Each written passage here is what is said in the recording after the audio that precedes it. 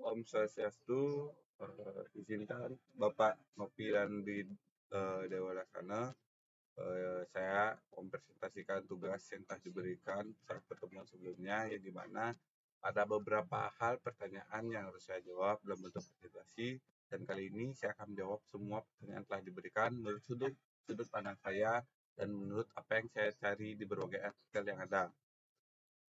Sebelumnya, izinkan saya memperkenalkan diri terlebih dahulu. Perkenalkan, nama saya Putu Indra Putra dengan NIM 22030-255 dari Prodi Sistem Informasi.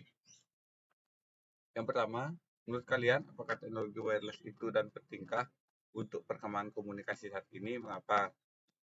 Teknologi wireless merujuk pada teknologi yang memungkinkan komunikasi dan transfer data melalui gelombang elektromagnetik tanpa menggunakan kabel fisik.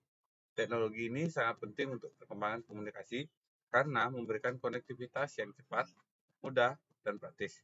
Dan teknologi nirkabel, pengguna dapat mengakses internet dan berkomunikasi dengan orang lain di mana saja, kapan saja, serta menghubungkan perangkat nirkabel seperti ponsel, laptop, atau tablet ke jaringan Wi-Fi, Bluetooth, atau 4G untuk mengakses internet atau melakukan panggilan telepon.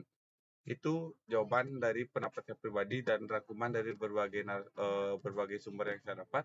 Itu untuk pertanyaan nomor 1. Selanjutnya, untuk pertanyaan nomor 2, teknologi berperan penting terhadap wireless itu apa saja? Yang saya dapat setelah saya riset itu terdapat 5. Yang pertama ada jaringan seluler, baik 4G ataupun 5G. Teknologi jaringan seluler memungkinkan komunikasi nirkabel antar perangkat mobile seperti ponsel dan tablet. Yang kedua ada Wi-Fi, merupakan teknologi nirkabel yang umum digunakan untuk menghubungkan perangkat ke jaringan internet tanpa kabel fisik. Yang ketiga, digunakan untuk menghubungkan perangkat elektronik seperti headphone, speaker, dan keyboard ke perangkat lain secara nirkabel. Yang ketiga ada IoT, Internet of Things. Teknologi wireless memungkinkan pengguna yang lebih luas dan kompleks dari aplikasi IoT dalam berbagai industri dan kehidupan sehari-hari. Dan yang terakhir ada wireless device. Perangkat wireless seperti Wi-Fi, Bluetooth, inframerah, siaran televisi terestrial, dan radio memiliki peran penting dalam mendukung konektivitas nirkabel. Itu jawaban yang saya dapatkan dari soal nomor 2 dan rangkuman beberapa materi yang saya dapatkan dari berbagai sumber yang saya cari. Setelah itu nomor 3, perangkat yang mendukung wireless 2.4 and 5 MHz dan mengapa. Yang saya dapatkan itu ada 5. Yang pertama, laptop.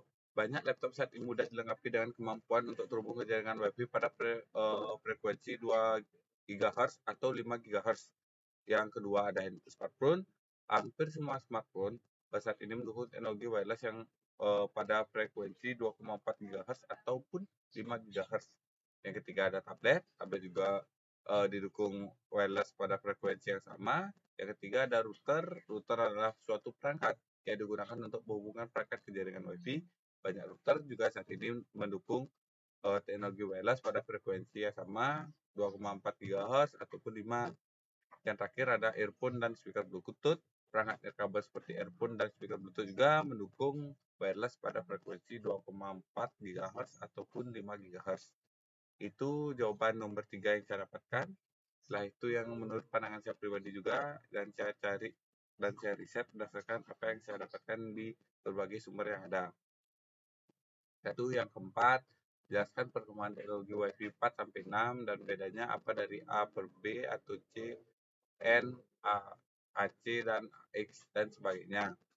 Yang pertama, 802.11a per B per G per F merupakan generasi pertama dari teknologi wireless.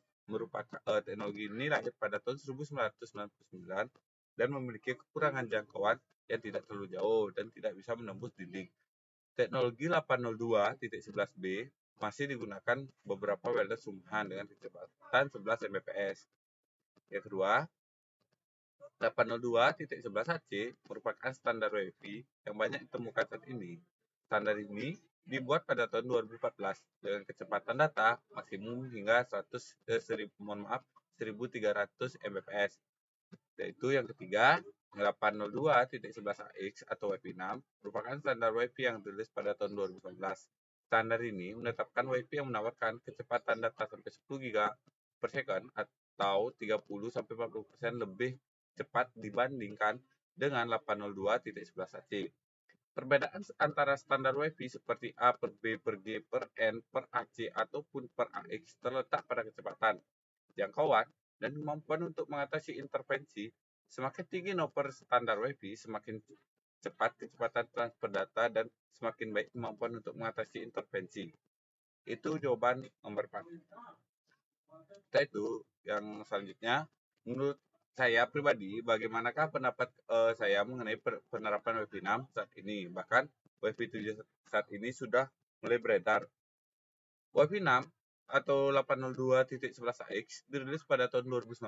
Wi-Fi 6 menawarkan kecepatan transfer data yang lebih tinggi, kapasitas jaringan yang lebih besar, kemampuan menghubungkan lebih banyak perangkat, teknologi, ataupun mengatasi intervensi dan memperpanjang masa pakai baterai nirkabel. Penerapan Wi-Fi 6 juga masih terbatas karena teknologi baru dan perangkat yang mendukung juga terbatas. Namun, beberapa perusahaan dan institusi mulai mengadopsi teknologi ini seperti kampus universitas, pusat perbelanjaan, dan bandara. Selain itu, beberapa produsen perangkat seperti smartphone, laptop, dan router juga telah mulai merilis perangkat Wi-Fi 6. Sementara itu, Wi-Fi 7 atau 802.Wi-Fi 7 masih dalam pengembangan dan belum sepenuhnya dirilis di media umum. Diharapkan, Wi-Fi 7 memiliki kecepatan transfer data yang lebih cepat, kapasitas jaringan lebih besar, dan dapat menghubungkan lebih banyak perangkat secara simultan dibandingkan Wi-Fi 6. Penerapan Wi-Fi 7 akan membutuhkan waktu karena keterbatasan perangkat yang mendukung teknologi ini. Selanjutnya, yang terakhir, jika perangkat saya memiliki spesifikasi Wi-Fi 4 atau 5, jika terkoneksi ke Wi-Fi 6, apakah bisa ataupun sebaliknya? Jika bisa, kecepatan koneksinya bagaimanakah? Ini ada pun 3 jawaban yang saya miliki. Yang pertama, perangkat yang mendukung Wi-Fi 4 atau 802.11n dan Wi-Fi 5 atau 802.11ac tidak dapat langsung terhubung ke Wi-Fi 6 atau 802.11ax tanpa adapter atau perangkat yang mendukuni standar Wi-Fi 6. Hal ini karena Wi-Fi 6 menggunakan frekuensi 5 GHz dan 6 GHz, sementara Wi-Fi 4 dan Wi-Fi 5 hanya mendukung frekuensi 2.4 GHz dan 5 GHz. Kedua, jika perangkat saya mendukung Wi-Fi 4 dan ataupun Wi-Fi 5, saya tidak dapat langsung menggunakan Wi-Fi 6. Namun, saya dapat menggunakan Wi-Fi 4 atau Wi-Fi 5 dengan router yang mendukung Wi-Fi 6. Namun, kecepatan koneksi terbatas oleh standar Wi-Fi yang dimiliki perangkat saya pribadi. Selanjutnya, yang terakhir, jika perangkat saya mendukung Wi-Fi 6, saya dapat menggunakan Wi-Fi 4 ataupun Wi-Fi 5 dengan router yang mendukung Wi-Fi 4 ataupun Wi-Fi 5. Namun, kecepatan koneksi terbatas oleh standar Wi-Fi yang dimiliki perangkat Anda. Itu jawaban yang saya miliki untuk pertanyaan terakhir ini. Nah, itu saja yang bisa saya sampaikan untuk presentasi saya terkait soal-soal yang sudah diberikan.